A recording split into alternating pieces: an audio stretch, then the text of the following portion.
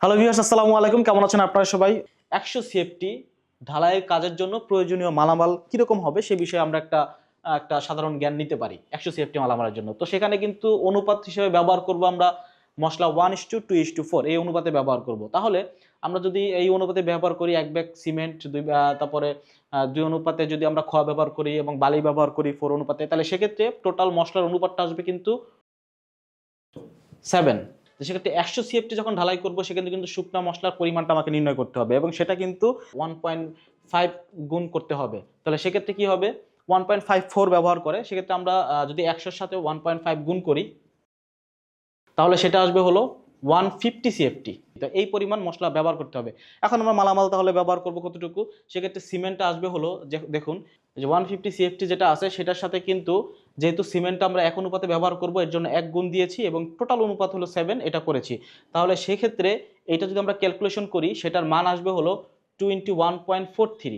যেহেতু সিমেন্ট আমরা ব্যাগ হিসেবে ব্যবহার করি সেক্ষেত্রে আরেকটা জিনিস মাথায় রাখতে হবে যে এইটাকে যদি আমরা ব্যাগে কনভার্ট করি তাহলে 1 সিএফটি বা সেক্ষেত্রে আমরা গুণ দেব হলো আমরা জানি যে 1.25 সিএফটি। সেক্ষেত্রে যদি আমরা 1/1.25 দেই সেক্ষেত্রে সেটার মান আসবে হলো 0.8। 0.8 দিয়ে যদি গুণ করি সেক্ষেত্রে কিন্তু আমাদের মান আসবে হলো 17.14 ব্যাগ। কত ব্যাগ সিমেন্ট লাগবে এতটুকের জন্য সেটা কিন্তু বের হয়ে গেল। সেটা আসবে কত? 17.14 বা প্রায় 18টা ব্যাগ লাগবে। তাহলে বালি কতটুকু ব্যবহার করতে হবে? মসলার অনুপাত হলো 150। হ্যাঁ, যেহেতু অনুপাত হলো 2 অনুপাতে ব্যবহার হচ্ছে এবং এটা টোটাল অনুপাত হলো 7 সেক্ষেত্রে এটার টোটাল বালি লাগবে, স্যান্ড যেটা টোটাল বালি লাগবে হলো 43 সিএফটি। তাহলে আমরা টোটাল 43 সিএফটি বালি ব্যবহার করতে হবে এবং ব্রিক চিপস যেটাকে বলা হয় ইটের খোয়া সেটার ক্ষেত্রে আমরা সেমই করব। তো ব্রিক চিপসের ক্ষেত্রে কিন্তু 4 অনুপাতে ব্যবহার করতে হবে। তো 4 অনুপাতে যদি ব্যবহার করি সেক্ষেত্রে 150 × 4 আর টোটাল অনুপাত হলো 7। তো সেক্ষেত্রে ব্রিক চিপসটা টোটাল লাগবে হলো 64.29 সিএফটি। 1 সিএফটির মতো হয় 9টা ইটের জন্য। এটা সাধারণ ইসের মাধ্যমে আমরা জানি একটু কম বেশি হতে পারে।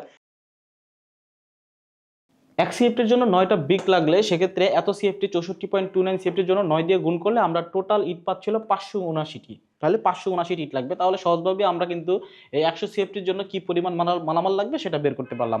তো আশা করি আপনারা সবাই বুঝতে পেরেছেন।